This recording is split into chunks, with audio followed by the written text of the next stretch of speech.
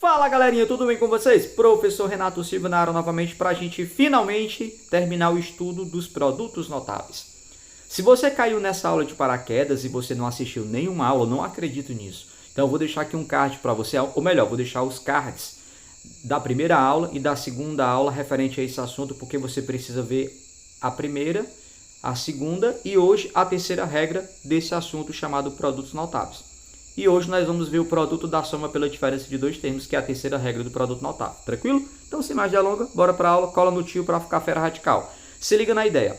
Então, olha só, o produto da soma pela diferença, por que vai ser isso? Porque a gente vai ter um termo aqui da soma, ó, certo? A mais B, o produto é porque é a multiplicação, A menos B. Produto da soma pela diferença. Aqui a gente vai fazer uma pequena demonstração. Se você não assistiu ou assistiu a primeira e a segunda aula, você viu que lá a gente fez uma demonstração geométrica com figura. Aqui não vai, a gente não vai usar isso. E a gente vai fazer essa demonstração, e se tu não entender isso aqui, não te preocupa, porque isso aqui é só para mostrar para você ter uma ideia de onde surgiu a regra padrão. Porque no final a gente vai chegar numa regrinha padrão, que toda vez que você se deparar com uma situação, exercício desse assunto, você vai reconhecer que aquilo é um produto notável e você vai usar a terceira regra para resolver, beleza? Então, vamos lá. Olha só.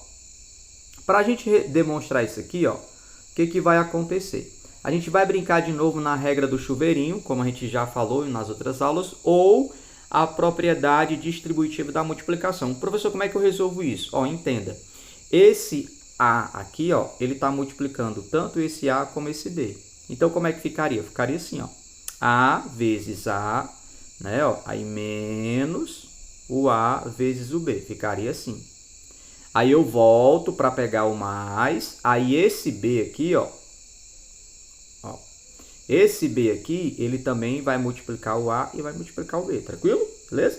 E aí como é que fica? Aí eu peguei o mais, ó, aí o B vai multiplicar o A, ó.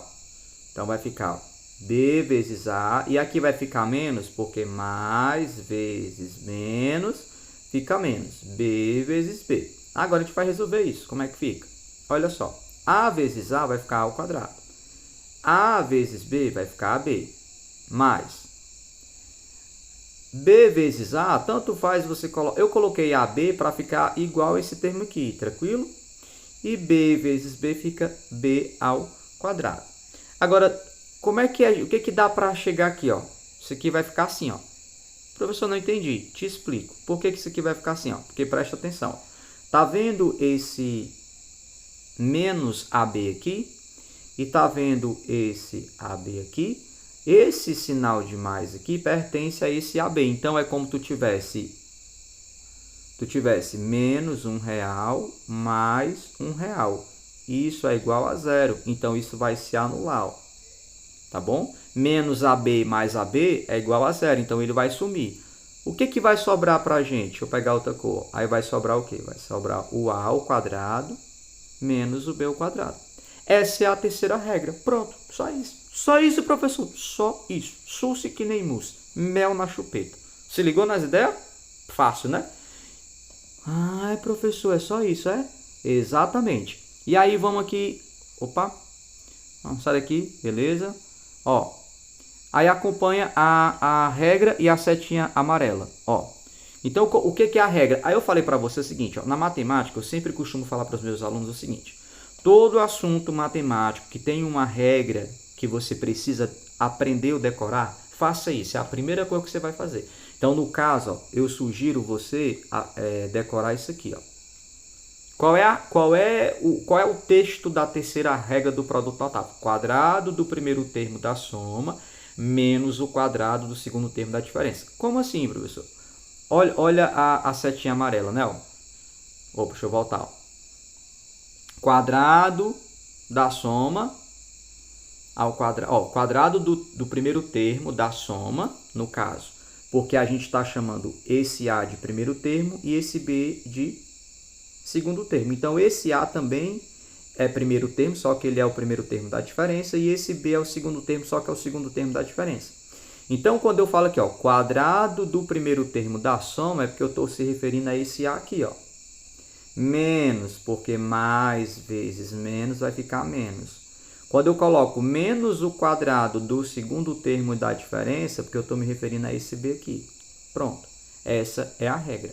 Então, você precisa entender isso para na hora de você enxergar um exercício, uma situação, um problema, como é que você aplica a regra para resolver essa bagaça. Tranquilo? Então, vamos praticar? Bora, vem comigo para ficar ferro radical. Então, olha aqui, ó.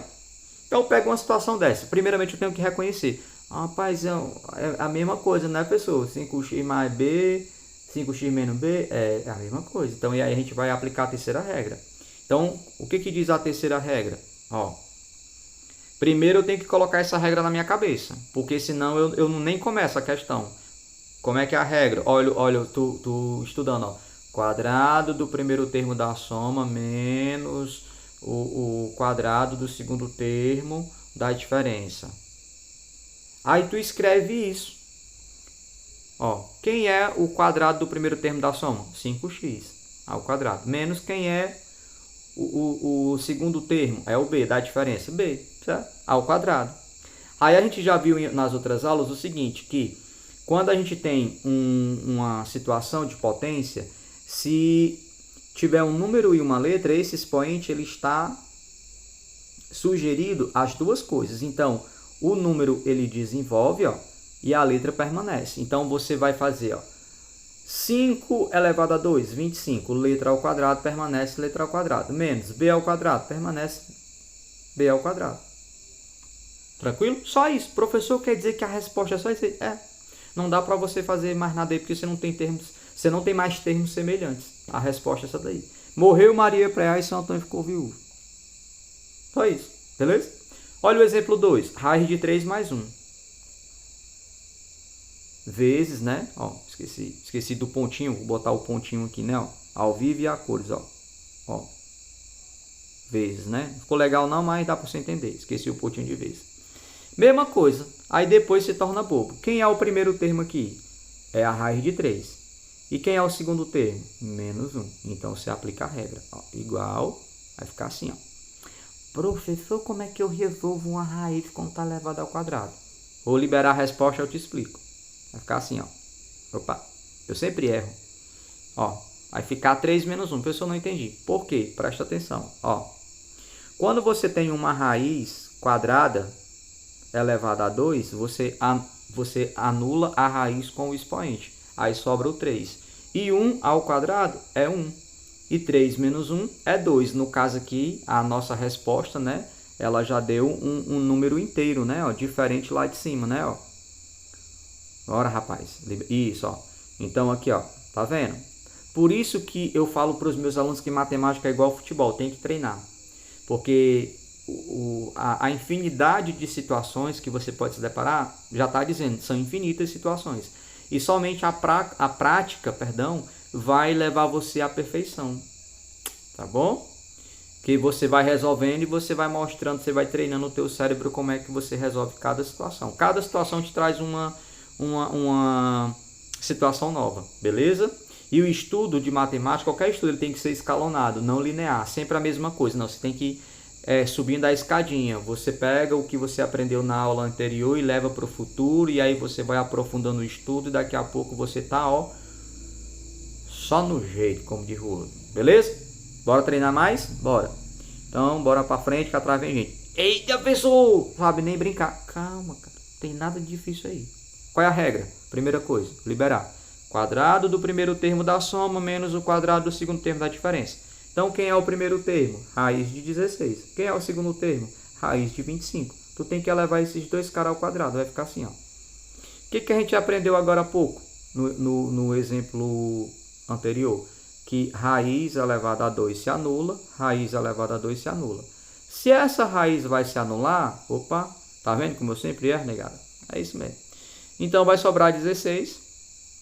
Do outro lado vai sobrar 25. Aí, cuidado aqui, viu? Jubileu. Cuidado aí, ó. A resposta final é menos 9. Por que é menos 9? Tem muito aluno que erra nisso aqui, ó. Esse 16, ele é um número positivo. Tá? Como é que eu sei? Porque ele não apresenta sinal. Quando o número não apresenta sinal, eu sei que ele é positivo. Menos 25. Eu sempre digo para os meus alunos, para eles não errarem isso aqui, é o seguinte, ó. Números positivos representam saldos.